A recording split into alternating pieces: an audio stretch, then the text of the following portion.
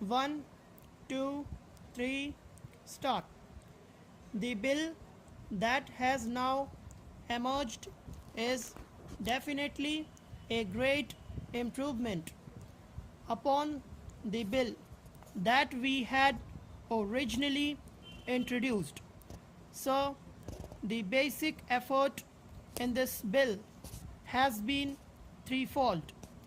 Firstly, to safeguard the interests of the consumers, because, as I said, it is the unsuspecting consumer, and particularly women and children and weaker sections of the society, who are the main victims of this evil. Secondly, it is to prevent undue harassment to the trader, whether it is the producer, the wholesaler, or the trader, whereas we should certainly keep a very strict watch upon them. There should not be any cause for undue harassment.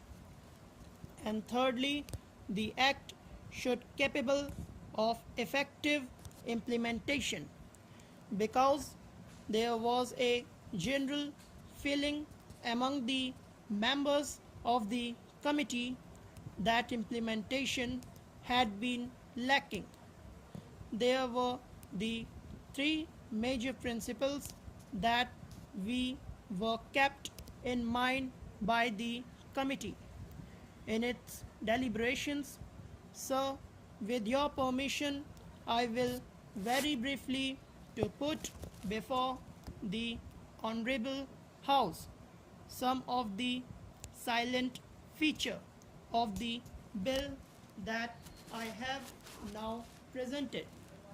The finest point is that the distinction has been made between adulteration, that is capable of easy detection by my eye, and adulteration which is not. In other words, if something is adulterated and is visible, at least the consumer has the opportunity to take necessary precautions. But if it is processed and cooked, then there is no way by which the consumer can know whether it is adulterated or not until he has reaped the ill effects of adulteration. Therefore, we have redefined primary food, and we have now for the first time introduced a graded system of punishments, a graded system of penalties. On the other hand, we have exempted altogether, as a result of a lot of evidence that was brought before us, primary food, which is substandard due to purely natural causes in which there is no human agency, and which is primary food, in other words, which is easily visible. In such cases, there is no penalty, and it has been taken out of the act. At the other hand, for deliberate adulteration, which can cause death or grievous injury, we have brought in punishment up to life imprisonment. So, what we have done is this: we have these five categories. Primary food adulterated due to purely natural causes is exempted.